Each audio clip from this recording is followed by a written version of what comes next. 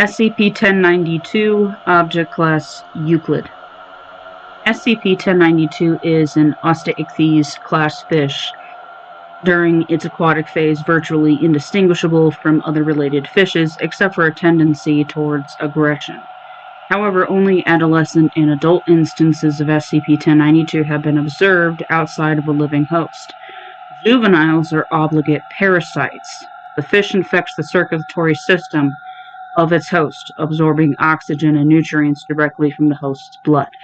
Once in the bloodstream, instances grow from less than a millimeter in diameter to many times their original size, the largest recorded specimen being 2.1 centimeters in diameter, extracted from the host's aorta. The way SCP-1092 initially establishes an infection is not clear. However, it is theorized that as tiny eggs enter the bloodstream through cuts and lacerations on the subject's flesh, which would explain its aggressive tendencies.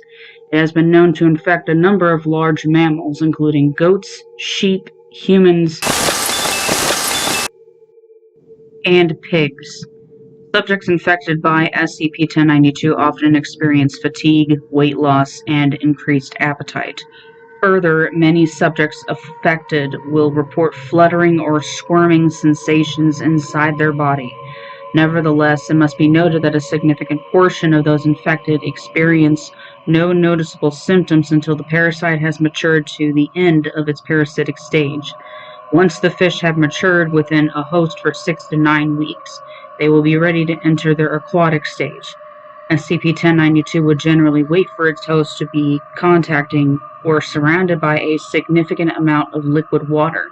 SCP-1092's mechanism for detecting water outside the host's body is under investigation.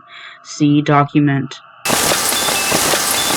When the host contacts water, all mature instances of SCP-1092 will forcibly expel themselves from the host's body, using their teeth to cut through blood vessels and epithelium.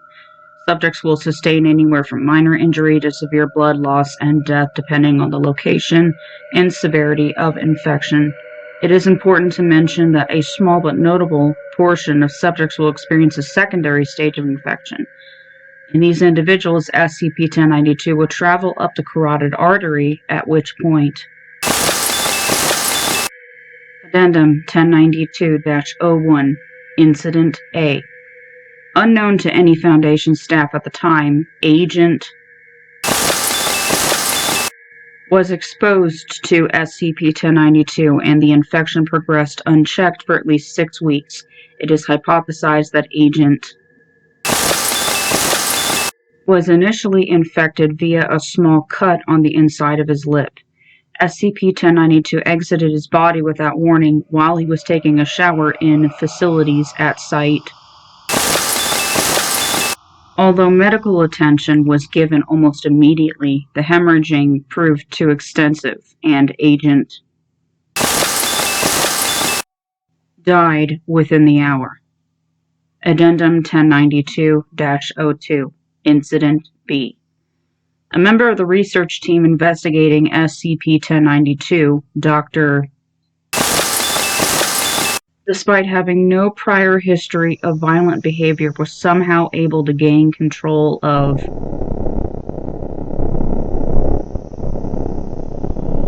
resulting in a site-wide containment breach, including the temporary release of SCP,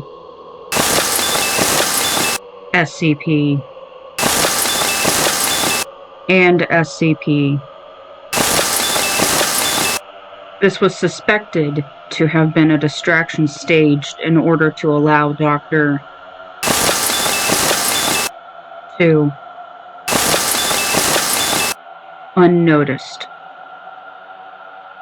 The subject was finally terminated only 5 kilometers away from the Colorado River Aqueduct. Upon autopsy, the subject was confirmed to have an advanced stage SCP-1092 infection in his brain. Special Containment Procedures. SCP-1092 is to be housed in a 5 by 5 by 2.5 meter cell that is completely watertight and is capable of being filled and drained via an installed pumping system. During its parasitic stage, SCP-1092 will be contained in one domestic pig of no less than 54 kilograms. During this phase, SCP-1092's host is to be fed regularly and otherwise treated as a normal animal. After 2 months' time since initiation of the parasitic stage, the containment cell will be flooded with 40 centimeters of water, and SCP-1092 will be allowed to enter its aquatic stage. The body of its former host will be incinerated. After 4 months, another domestic pig, meeting the same specifications, will be placed into the inundated cell.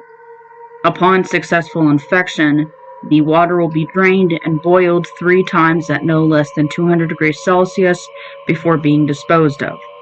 In light of Incident A, personnel suspected of exposure to SCP-1092 will be quarantined for no less than 2 weeks, during which time they will receive full-body X-ray scans every 48 hours. Those infected will be terminated.